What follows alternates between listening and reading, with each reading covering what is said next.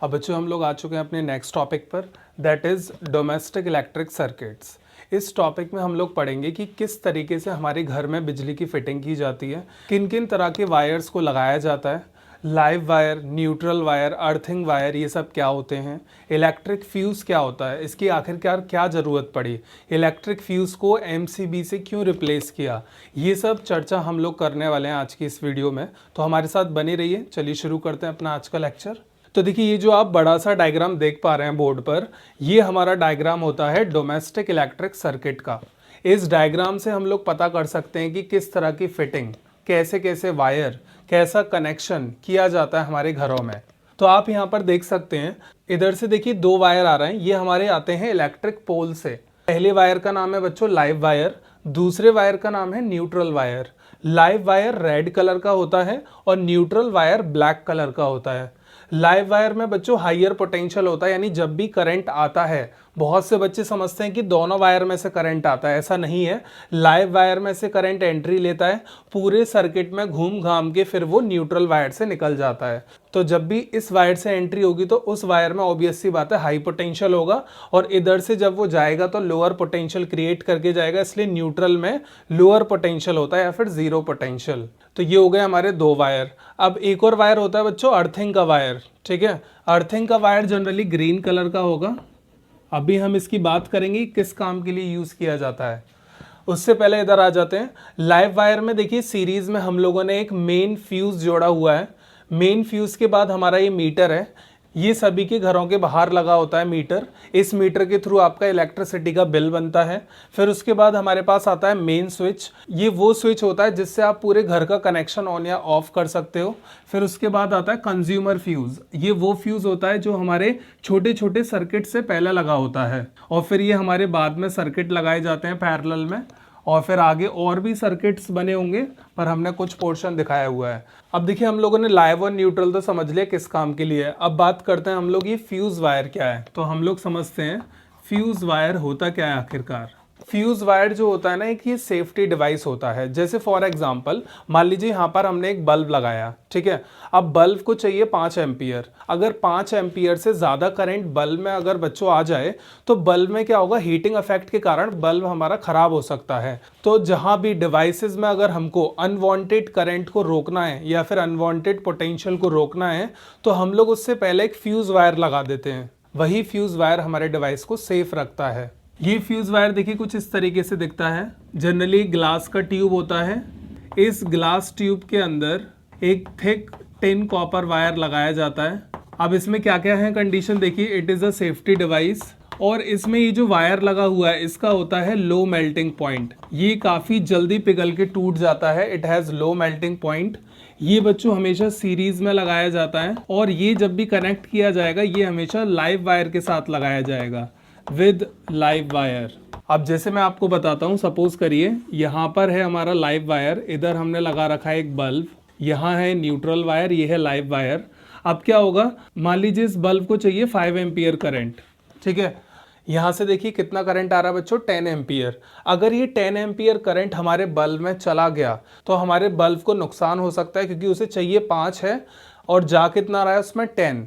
तो हम लोग क्या करते हैं, इसी बल्ब से पहले सीरीज में लगा देते हैं फ्यूज़ वायर। ये सिर्फ अलाउ करेगा उतना करंट जितना बल्ब को चाहिए या उससे कम।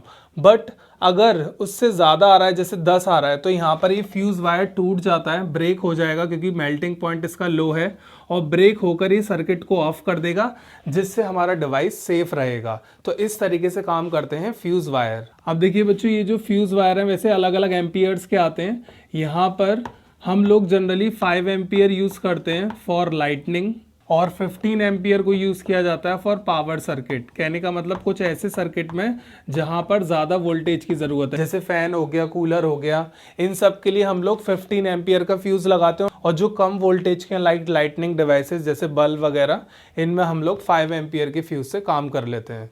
तो आप देख सकते हैं एक फ्यूज़ वायर यहाँ हमने लगाया, एक यहाँ लगाया, जिससे हमारी सेफ्टी बरकरार रहे। अब हमारा नेक्स्ट है अर्थिंग। अर्थिंग का कंसेप्ट। अब ये क्या होता है अर्थिंग। अर्थिंग के कंसेप्ट में क्या होता है, हम लोग एक और तीसरा वायर लेते हैं जो कि ग्रीन कलर का होता है। आपने देखा होगा हमारे जो प्लग आते हैं उनमें दो जो रॉड होती हैं, एक होती है लाइव के लिए, एक न्यूट्रल के लिए, रिमेनिंग थर्ड वन ये होती है अर्थिंग के लिए। अब अर्थिंग क्यों की जाती है, जैसे आपने देखा होगा हमारे कुछ ऐसे इलेक्ट्रिक डिवाइसेस होते हैं जिनकी बॉडी मेटल की बनी होती है। अब वायर है अंदर, कभी कभार क्या होता है वायर में हीटिंग इफेक्ट की वजह से इंसुलेशन जल जाता है। इंसुलेशन जलने की वजह से क्या होता है, वो वायर अगर मेटल बॉडी से टच हो गया तो उस मेटल बॉडी में भी करंट आ सकता है। तो अगर उस मेटल बॉडी को किसी ने छुआ तो उसे शॉक लगेगा। तो ये एक बिगेस्ट प्रॉब्लम थी इलेक्ट्रिसिटी में। तो इससे बचने के लिए हम लोगों ने तीसरा वायर भी लगाया, अर्थिंग वायर। अर्थिंग वायर क्या करता है, अगर मेटल बॉडी में करंट आ भी जाता है तो उस सारे करंट को वो अर्थ कर देता है, यानी जमीन में ट्रांसफर कर देता है, जिसकी वजह से हम लोग एक शॉक से बच सकते हैं। तो इस वजह से यूज किया जाता है अर्थिंग वायर को। तो यहाँ पर आप देख सकते हैं अर्थिंग यहाँ पर हमने की है मीटर के पास, अगर मीटर में भी करंट वगैरह आ जाए तो वो अर्थ हो जाए। और नेक्स्ट अर्थिंग देखिए हर कनेक्शन में हो रही है, यहाँ पर जो छोटे छोटे सर्किट है सब में अर्थिंग वायर जा रहा है, हर केस में अर्थिंग की जाती है। अब आप यहाँ देख सकते हैं हमने दो वायर लेके यहाँ पे एक सर्किट बनाया हुआ है, इधर भी सर्किट लगे हुए हैं और आगे भी हैं। तो ये जो सर्किट अब बने हुए हैं इन वायर के थ्रू, ये पैरेलल में होते हैं बच्चों, these are in parallel connection.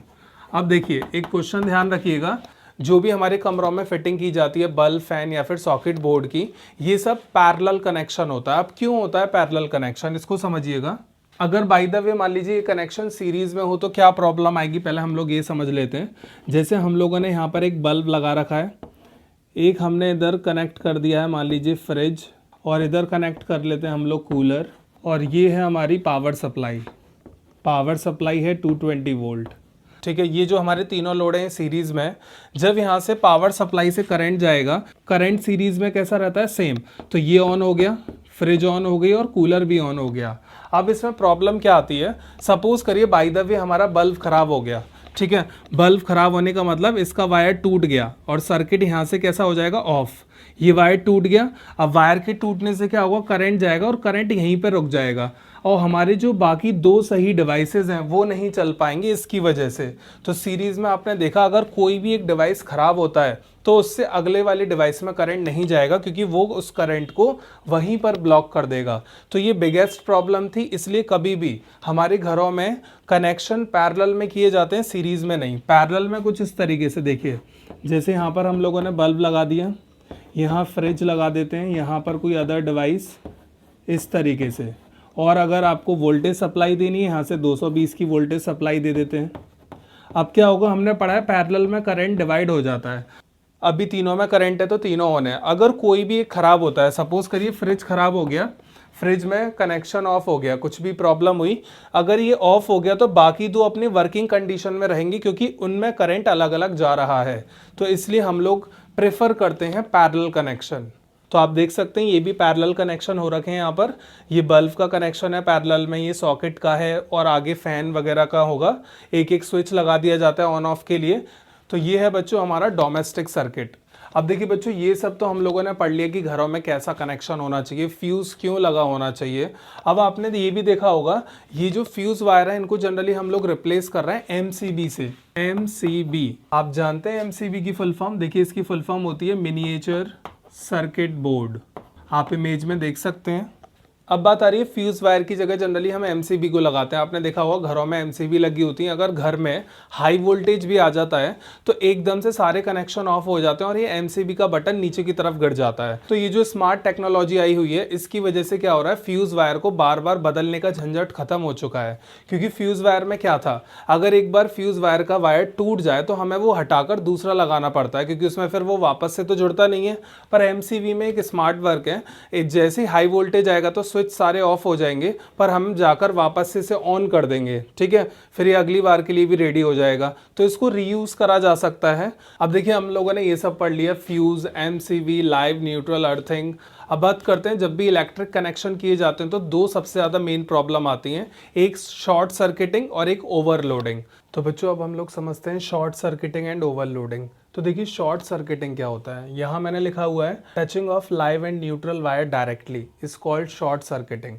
देखिए शॉर्ट सर्किटिंग आप ऐसे समझें, जैसे मान लीजिए हमारे पास ये है लाइव वायर, ये है न्यूट्रल वायर, और यहाँ पर हम लोगों ने एक बल्ब जला रखा है और यहाँ से हमारी 220 वोल्टेज सप्लाई आ रही है। कभी कभार क्या होता है कुछ वियर एंड टीयर की वजह से, कहने का मतलब वायर में जैसे मान लीजिए इंसुलेशन हट चुकी है, इंसुलेशन हटने की वजह से कभी कभार ये दोनों वायर अगर आपस में इस तरीके से टच हो जाते हैं ऐसे, तो क्या होता है अगर जो करंट आ रहा है पहले वो सीधे जा रहा था बल्ब तक, अब वो क्या करता है ये शॉर्ट रास्ता फॉलो करेगा और इसी रास्ते से लौट कर वापस आ जाएगा। और यहाँ पर एक देख सकते हैं आप एक छोटा सा सर्किट बन गया। पहले एक लॉन्ग सर्किट था, ऐसे करके जा रहा था करंट, अब जैसे ये दोनों डायरेक्टली टच हुए, इंसुलेशन वगैरह हटी जो भी हुआ अंदर, तो ये दोनों टच हुए और टच होने की वजह से करंट ने क्या करा एक छोटा सा रास्ता अपनाया और यहाँ पर बना दिया उसने एक शॉर्ट सर्किट। तो यहाँ पर इसने बनाया शॉर्ट सर्किट, इसी को हम लोग बोलते हैं बच्चों शॉर्ट सर्किटिंग। और हमेशा याद रखिएगा करंट हमेशा वो रास्ता फॉलो करता है जो लेस रेजिस्टिव हो। करंट को पहले पूरे लॉन्ग रास्ते से जाना पड़ रहा था तो रेजिस्टेंस हाई थी, अब क्या होता है ये छोटा जो रास्ता बना है इसमें रेजिस्टेंस कम होगी, तो ऑब्वियस सी बात है करंट जो जाएगा वो लो रेजिस्टेंस की तरफ से होके जाता है। जैसे फॉर एग्जांपल मान लीजिए हम लोगों ने यहाँ एक रजिस्टर लगा रखा है, ये हमारी वोल्टेज सप्लाई है 220 की, यहीं से एक वायर जिसमें काफ़ी कम रेजिस्टेंस है ही नहीं, इस तरीके से लगा दिया। अब पता है क्या होगा, हमको क्या लग रहा है करंट इसमें भी जाएगा इसमें भी जाएगा, पर एक्चुअल में क्या होता है सारा करंट यहाँ से पास हो जाएगा, इस तरीके से शॉर्ट सर्किट हो जाएगा और इस तरीके से पास होके यहाँ पर आ जाएगा। तो करंट लौटकर सारा लो रजिस्टर वायर से जा रहा है, वही प्रोसेस यहाँ है। जब ये टच हो जाते हैं तो वो जो सर्किट बनता है वो लेस रेजिस्टिव होता है, जिसकी वजह से करंट उसी में घूम के आ जाता है और हमारे लोड तक नहीं पहुंचता। तो ये एक प्रॉब्लम है शॉर्ट सर्किटिंग की। दूसरा हमारे पास है ओवरलोडिंग। अब देखिए ओवरलोडिंग क्या होता है, नाम में ही आ रहा ओवरलोड। जैसे किसी व्हीकल पे जब ज़्यादा सवारी या फिर ज़्यादा लोड रख देते हैं, दैट इज कॉल्ड ओवरलोड। तो वहाँ पर आपने देखा होगा क्या हो जाता है, टायर बस्ट हो जाते हैं। यहाँ क्या होगा, मान लीजिए हमारे पास एक सॉकेट है, यहाँ से अलग अलग कनेक्शन जा सकते हैं, ठीक है, इस तरीके से, और ऊपर भी कनेक्शन के लिए है। अगर एक ही सॉकेट से हम बहुत सारे हाई वोल्टेज डिवाइसेस कनेक्ट कर दें, यहाँ पे मान लीजिए फैन है, इधर कूलर है, इधर एसी है, इस तरीके से हमने क्या करा एक ही सॉकेट से बहुत सारे कनेक्शन निकाल लिए, वो भी हाई वोल्टेज के। तो इसमें अगर एक साथ ऑन करते हैं हम सभी डिवाइसेस को तो यहाँ हो जाती है सॉकेट में ओवरलोडिंग, और ओवरलोडिंग की वजह से ये फायर कैच कर लेगा। फायर क्यों कैच करेगा, इतना ज़्यादा अमाउंट ऑफ करंट यहाँ से रिलीज होगा कि यहाँ पर हीटिंग इफेक्ट ज़्यादा हो जाएगा। करंट इतना ज़्यादा एमिट होगा यहाँ से कि हीटिंग इफेक्ट कैसा हो जाएगा बच्चों, ज़्यादा। हीटिंग इफेक्ट ज़्यादा क्यों हुआ, क्योंकि हमने फॉर्मूला पढ़ा है इलेक्ट्रिसिटी चैप्टर में, हीट इक्वल टू I²RT। अगर आपका करंट ज़्यादा हो रहा है तो हमारी हीट भी कैसी लिबरेट होगी, ज़्यादा। तो इसलिए करंट ज़्यादा निकलने की वजह से यहाँ हीट इतनी बन जाएगी कि यहाँ पर आग लगने की भी चांस हो सकते हैं। तो आपने देखा होगा बड़ी बड़ी बिल्डिंग्स जहाँ पर ज़्यादा कनेक्शन लिए जाते हैं वहाँ पर कभी कभार आग लग जाती है सॉकेट्स में, वो ओवरलोडिंग की वजह से ही होता है। तो ओवरलोडिंग से अगर हमें बचना है तो सिंपली क्या करना पड़ेगा, सारे एक साथ डिवाइसेस ऑन ना करें, कुछ डिवाइसेस को ऑन करें जिससे ज़्यादा अमाउंट ऑफ करंट ना निकले और हीट ज़्यादा ना बने। तो ये होती हैं बच्चों हमारी दो प्रॉब्लम किसी भी इलेक्ट्रिक सर्किट में। तो देखिए हम लोगों ने इस चैप्टर का थ्योरी पोर्शन कवर कर लिया है, अब हम कुछ न्यूमेरिकल भी लगा लेते हैं और इस चैप्टर को करते हैं दी एंड। अब देखिए बच्चों हम पहले न्यूमेरिकल पे आ चुके हैं। देखिए हमारे पास सर्किट है जिसमें फ्यूज बच्चों 5 एम्पियर का है। आपसे पूछा आप कितने बल्ब लगा सकते हैं सेफली, और बल्ब की रीडिंग दे रखी है 100 वाट का बल्ब है। अब हम ऐसे क्वेश्चन को देखिए कैसे करेंगे, यहाँ पर हमको एक बल्ब का डेटा पता है कि एक बल्ब 100 वाट और 220 वोल्ट पर ऑपरेट हो रहा है। तो यहाँ पर हम लोग पहले इसी को नोट कर लेते हैं। फॉर वन बल्ब पावर है हमारे पास 100 वाट, वोल्टेज सप्लाई है 220। अब हम लोग क्या करते हैं, हमें नहीं पता कितने बल्ब लगेंगे, तो हम एक वेरिएबल ले लेते हैं, let x be the total number of bulb. अब हम क्या करते हैं, एक बल्ब की हमें पावर पता है 100 वाट, तो हमारे पास जो x बल्ब है उनकी पावर कितनी हो जाएगी, total power is 100 into x. एक बल्ब की 100 है तो x बल्ब की कितनी, 100 इंटू एक्स। अब हमको क्या करना है, ये x की वैल्यू निकालनी कि कितने बल्ब। तो हम लोगों को देखिए पावर पता है, वोल्टेज पता है, तो पावर का आप लोगों ने एक फॉर्मूला पढ़ा होगा इलेक्ट्रिसिटी चैप्टर में, VI वोल्टेज इंटू करंट। इसको अप्लाई करें, यहाँ पावर लिखेंगे टोटल कितनी है 100 इंटू एक्स, वोल्टेज 220, करंट हमारे पास देख सकते हैं आप, इन्होंने बोला हुआ है सर्किट में जो फ्यूज है वो कितने का है 5 एम्पियर, तो वो मैक्सिमम 5 एम्पियर तक अलाउ करेगा। तो करंट है हमारे पास 5।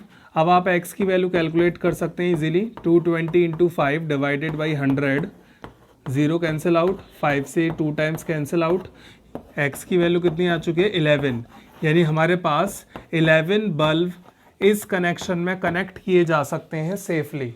अब हमारे पास बच्चों नेक्स्ट क्वेश्चन है, एक इलेक्ट्रिक ओवन है जिसकी पावर रेटिंग है 2 किलोवाट, ऑपरेट किया जा रहा है 220 पर, करंट रेटिंग हमारे पास है 5 एम्पियर, यानी उसमें जो फ्यूज़ है वो 5 एम्पियर का है।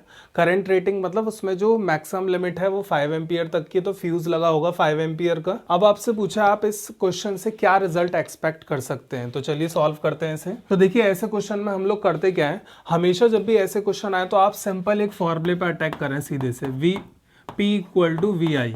आप इस फॉर्मूले को यूज़ करेंगे, power equal to voltage into current. अब यहाँ पर हम ये देख रहे हैं पावर हमारे पास पता है क्या हमको, ये रही इलेक्ट्रिक ओवन की पावर है हमारे पास 2 kilowatt, convert this into watt and 1 kilowatt equal to 1000, so multiply here by 1000 watt, we will get 2000 power. ये जो इलेक्ट्रिक ओवन है इसकी पावर रेटिंग कितनी है 2000 वॉट। अब यहाँ पर हम लोग क्या करेंगे 2000 रख लेते हैं। वोल्टेज हमारे पास कितना होता है, हाउस होल्ड का वोल्टेज 220, करंट हमको इस बार फ्यूज़ का दे रखा है, ठीक है। और अगर इसी करंट को आप यहाँ भी रख देंगे फिर फाइंड क्या करना होगा, हमसे पूछा है एक्सपेक्ट क्या करेंगे, तो हम क्या करते हैं करंट निकाल के देख लेते हैं कि ओवन में कितना करंट जा रहा है। तो चेक करते हैं, देखिए current equal to 2000 divided by 220, zero cancel out, इसको कैंसिल करें 11 टाइम, ये जाएगा 100 टाइम्स। जब आप इसे डिवाइड करेंगे 11 को 100 से, ये आएगा 9.09 एम्पियर। तो देखिए आप देख सकते हैं ये जो इलेक्ट्रिक ओवन है बच्चों, इसके अंदर करंट कितना जा रहा है 9.09, और यहाँ पर इन्होंने क्या दे रखा है, यहाँ पर इन्होंने दिया हुआ है हमारे पास कि इसमें करंट रेटिंग यानी जो फ्यूज़ वायर है वो कितने का लगा हुआ है 5 एम्पियर। दे नहीं रखा फ्यूज़ पर, ही अंडरस्टूड है कि करंट रेटिंग का मतलब इसमें जो फ्यूज़ वायर है वो 5 एम्पियर का है। अब आप खुद सोचिए, एक यहाँ पर आपके पास इलेक्ट्रिक ओवन है और इसके पीछे जो फ्यूज़ कनेक्टेड है वो है 5 एम्पियर का, और आ कितनी रही है सप्लाई 9 एम्पियर की। देखिए 9 एम्पियर का करंट आ रहा है अप्रॉक्स, और जब ये 9 एम्पियर का करंट इस 5 एम्पियर की फ्यूज़ से पास होगा तो इसका मेल्टिंग पॉइंट कैसा होता है, लो, और लो मेल्टिंग पॉइंट होने के कारण जब ये हाई अमाउंट ऑफ करंट इसमें से पास होगा तो यहीं पर हमारा बच्चों फ्यूज़ वायर हो जाएगा ब्रेक। तो यहाँ पर फ्यूज़ वायर ओपन हो चुका है, पावर सप्लाई ऑफ हो जाएगी, यहाँ पर हमारा जो इलेक्ट्रिक ओवन है ऑन नहीं हो पाएगा। ये होगा बच्चों इसका एक्सप्लेनेशन। अगर हमारा ये करंट 5 से कम आता तो हम लोग इसको इजीली ट्रांसफ़र करा सकते थे पावर सप्लाई के लिए, पर ये कैसा आ रहा है 5 से ज़्यादा, तो फ्यूज़ वायर मेल्ट होकर यहीं टूट जाएगा और हमारा सर्किट हो जाएगा ऑफ। तो इस तरीके से इस चैप्टर के न्यूमेरिकल हैं, काफ़ी सिंपल हैं, P इक्वल टू VI पर हमको सॉल्व करने हैं। तो बच्चों हम लोगों ने इस चैप्टर का दी एंड कर दिया है। अब हम आपसे मिलते हैं अपने नेक्स्ट लेक्चर में।